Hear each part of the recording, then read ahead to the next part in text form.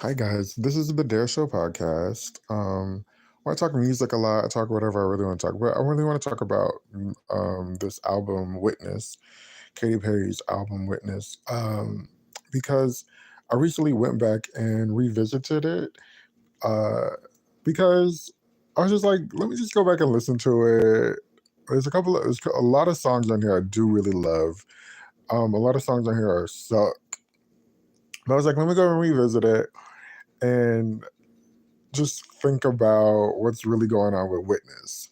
Um, One thing about I'm not a big Katy Perry fan, but I really do enjoy a lot of her music.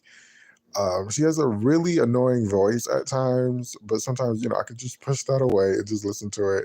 My favorite Katy Perry album is absolutely Prism. Um, I think Prism was her first, or probably in my opinion, her only cohesive album. Uh, Teenage Dream, I was there last Friday night. Part of me, Teenage Dream, um, California Girls. Like, I'm from California, so we were bopping and dropping. It was like in high school when that came out. So I really enjoyed her there. And I didn't realize, she had made that record, history record breaking, or not breaking, but tying with Michael Jackson of 5 number 1s off of an album, which is really, really incredible. Um, um, um, um, um, um. Then she moved on to Prism, and I think I was getting out of high school at that point with Prism. And I thought Prism was going to be what Witness is. For some reason, I felt like it was going to be a lot of preachy, a lot of reflection, like, for, sorry, something, a lot of reflection, a lot of like preachy type pop music. But it ended up being, like I said, one of my favorite album from her, a very cohesive album. Um, how would I don't know how to explain Prism, but Prism is a really, really, really good pop album with really, really great songs, great vocals, great lyrics. It's like, to me, Prism is lyrically up there with like The Emancipation or Memoirs of an Imperfect Angel. Really, really good lyrical albums, actually. Now that I'm thinking about it, it's a really good album. It's a really good lyrical album. And then I moved along. We can move along to what is this? Witness. Now, this is where I think Katy Perry's career started kind of getting a little muddy, a little like, what's going on? I'm not really sure what happened. Like, chart wise, this is where everything started really going downhill. I think there was some kind of like Taylor Swift drama that was going on, because I was just watching a quick interview, and there was like some kind of Taylor Swift thing going on. I think that kind of exaggerated or enhanced the horribleness of Katie's downfall. I don't know what I'm trying to say, but I think I think there was just like a lot going on, and it was like that promo with I really remember that. Was it on YouTube, that promo, like Big Brother house type thing, where all these celebrities came in, and Caitlyn Jenner came in, and all these other people came in, and they were just like doing these games and these like weird, like, I think she's trying to that's what it was. She was trying to get us to see her as Catherine Hudson instead of Katy Perry. I think this album was, and I feel like, actually I can sense that on a couple of these songs. This album was very much a reflection of her, or like being more intimate. Every album, everybody's like, "This is my most intimate album. This is my most sacred album," or whatever. Like, okay, whatever. But the thing is with Katy Perry's music is always gonna be a corny gimmick to the lyrics, the videos. There's always going to be some kind of like gimmick to it or corniness to it that I'm just like, okay. Like after, like even like that goes like straight to like I Kissed a Girl. I Kissed a Girl. Um, Last Night in Vegas or whatever that song, the Vegas song is called. It's just like there's always like this corny play on words. Like it's not that creative enough to be taken seriously. I think that's what she wanted. She wanted us to take her seriously with this album, and it was just like.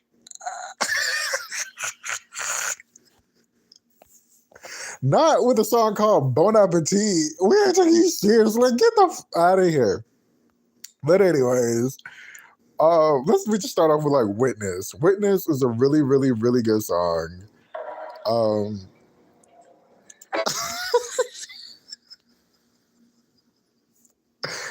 I like Witness. Witness is a good song. Can I be your witness? Will you be my witness? I'm just here trying to spit this or whatever she says. I like this song.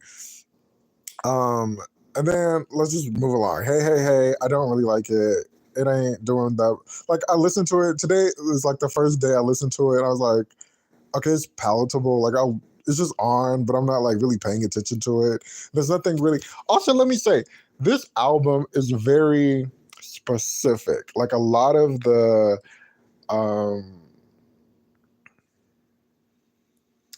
stuff that is inserted into this album, like you really hear her vocals. I feel like she's really speaking and like you can really hear her. There's no like crazy effects so much on her voice, but then there are like crazy effects. This album reminds me of Madonna's I think Music album, the one with I think it's Music, not American Life.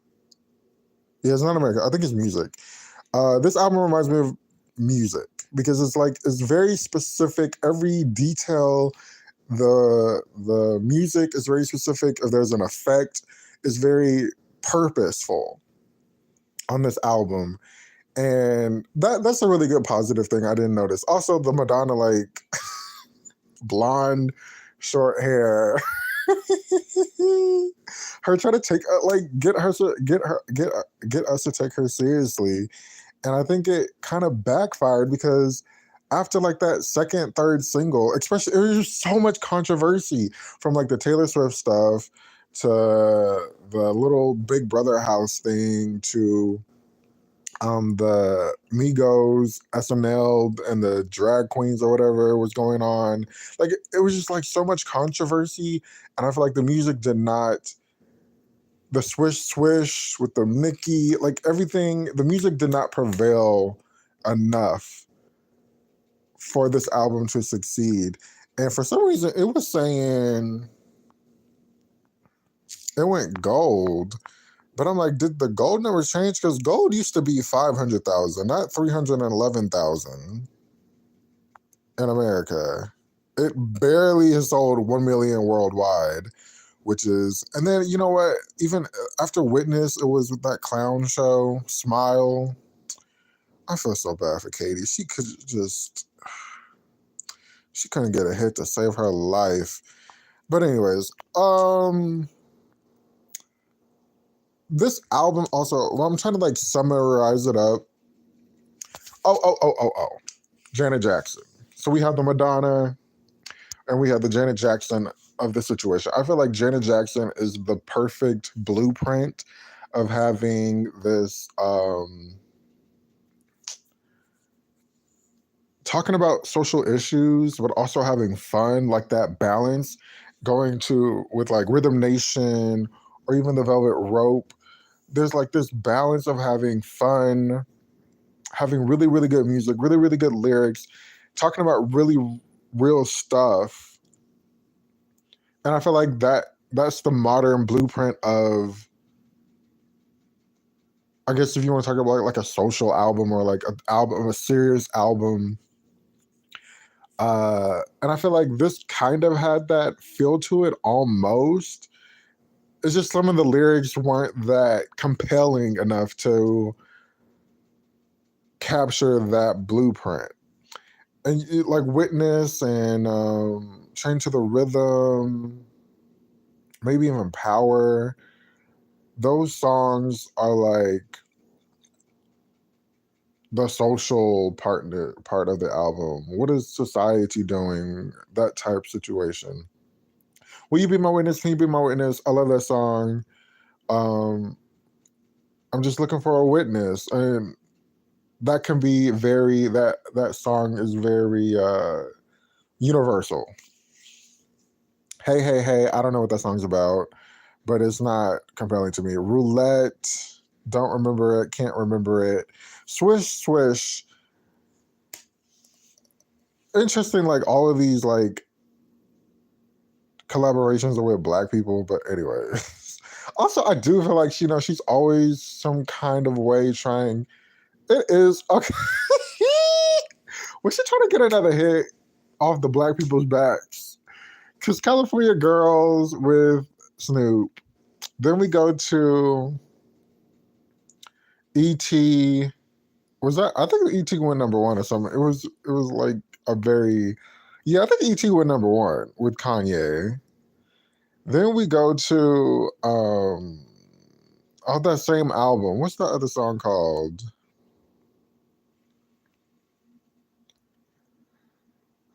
Dark Horse with Juicy J. So I think she was trying to get another hit, and she kind of almost did. Swish Swish was allegedly like in response to whatever Taylor Swift did. I don't know. I don't care about that drama. But it's a really interesting song. I think it's a really good song. The video was cute. Whatever, whatever. Deja Vu. Deja Vu. Wait, how does that one go? I like that one. I live off the echoes of your. Oh. Deja vu, deja vu, deja vu. Okay, it was a cute song. I like that song. As you can see, the three dots I've added to this playlist, my Katy Perry playlist. It's a bop. I like it. Power. I think I remember listening when I like back a couple years, not even a couple years ago, like 4 or 5 years ago at this point. I was looking at the Witness tour, and I think I remember her singing that or something like that. It was like, whoa, what is that? And I remember that. So, like last month when I was revisiting Power, I was like, oh, this is a really good song. And it's like a part of having a good song is like the structure of the song, adding to the lyrics and the vocals. And I feel like Power is one of those really, really good songs. I really enjoy Power. It's a go-to. But really what's a go-to these days is Mind Maze. Like, come on.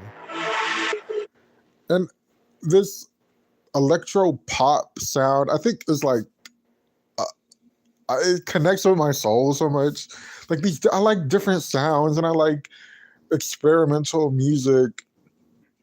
And she did do that a lot. She did that a lot on this album, which was commendable because I don't think anybody was really playing with music like this during this time, actually. I think we were just coming down from the EDM craze. Wasn't it like Uptown Funk popular at this time? Like it was changing at that point. Music was changing a little more. Mind Maze, it's a bop. It's incredible. That's a really incredible song. I would say Mind Maze might be like her like top 5 songs in my opinion. Top 10, definitely top 10 songs of all the best Katy Perry songs. Miss You More, get out of here. That song sucks. And it begins like horrible because it's like, what did she say? I don't know how long it saw your picture on accident. Like, why are you singing lyrics like that? That song, the lyrics are so whack. That it started whack. Chain to the Rhythm. That's a top 5 favorite song of mine from Katy Perry. They play that all the time on the radio at work. I love Chained to the Rhythm. Um, it's a perfect pop song with like the message. Like I'm saying, it's the message and the lyrics. It's a perfect like creation. Then we have the Marley of it all in there. It's a really, really good bop. That's a bop right there. Tsunami. Let me tell you about Tsunami. She went into her R&B bag and pulled out Tsunami. Who? What is going on with Tsunami? Marcus Bell, Mia, Sarah Hudson. Is that her sister?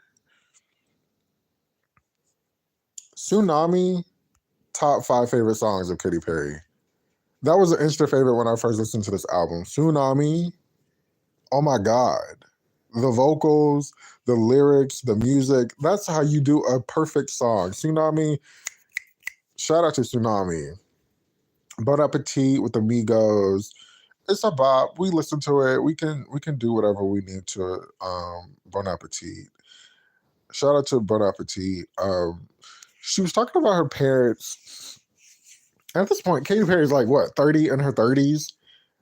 And then she's like talking about her parents not approving of all the things she does. And it's like, if I don't shut up, if I don't shut up and grow up, like what? I bet they don't even want to just do it. They don't want anything to do with her, but they want that check. I bet you know they want that check at the end of the month. That helps them take care of their bills.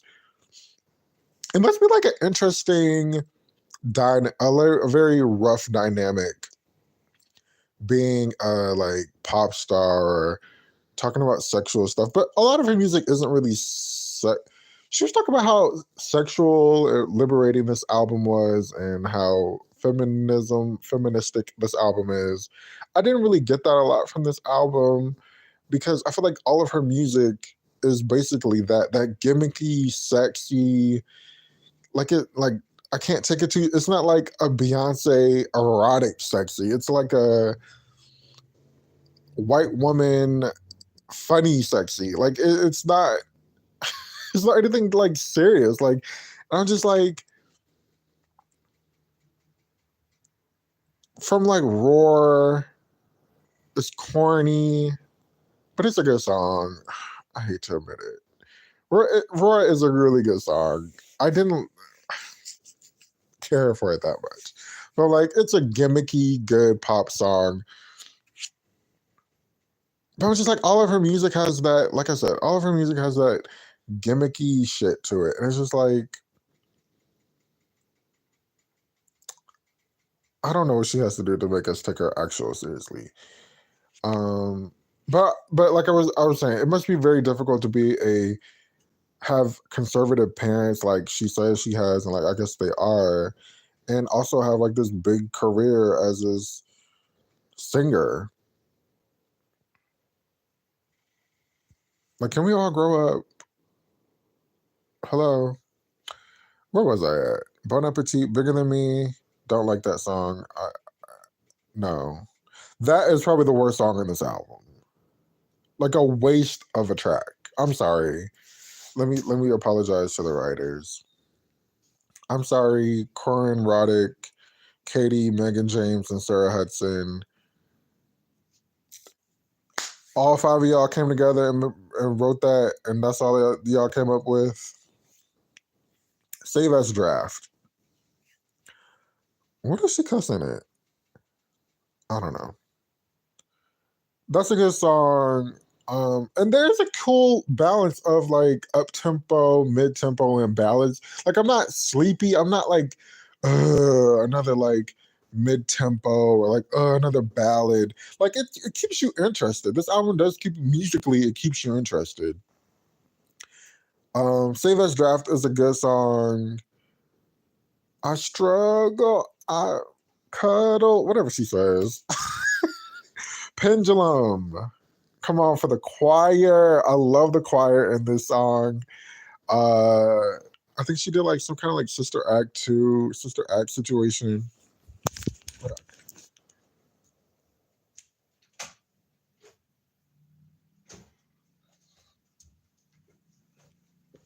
Um on tour, or like I remember like at that the New Orleans Jazz Festival. I think there's like video. I haven't watched it, but I've been meaning to for like what 10 years now. We're going on 10 years because we're about to hit 2027 in a few minutes. Like, come on, I need to go watch that video. But anyways, um, Pendulum, that's a good song. Keeps you interested. Like I'm saying, it keeps you interested. Into Me You See. That was the end of this out, the original of the album. Into Me You See. That's a good song. I like it. I've always liked it. Great ending to the album, absolutely. And then I recently listened to Dance with the Devil and Act My Age. I don't remember Dance with the Devil, but these two songs are not that memorable. Act My Age, I think, is a little bit more memorable, but not that much. So off of this album, I would say, okay, my top favorites are absolutely Tsunami, Pendulum, Mind Maze, 1, 2, 3. So 2 more.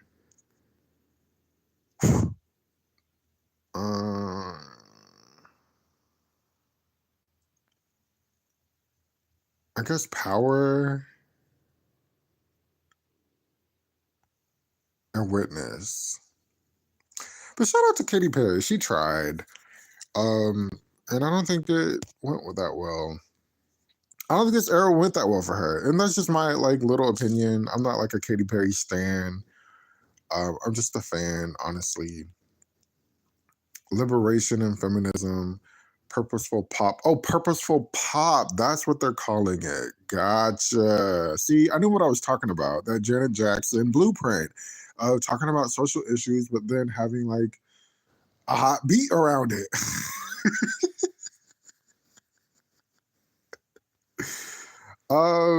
Yeah, unfortunately, like I said, this was like the downfall for her. Like after this, she kind of didn't recover that much, unfortunately.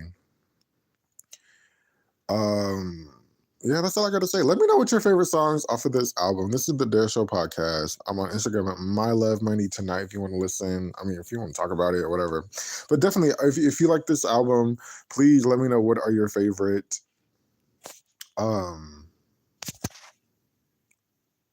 Oh shit. Oh, God. Bye. What are your favorite songs?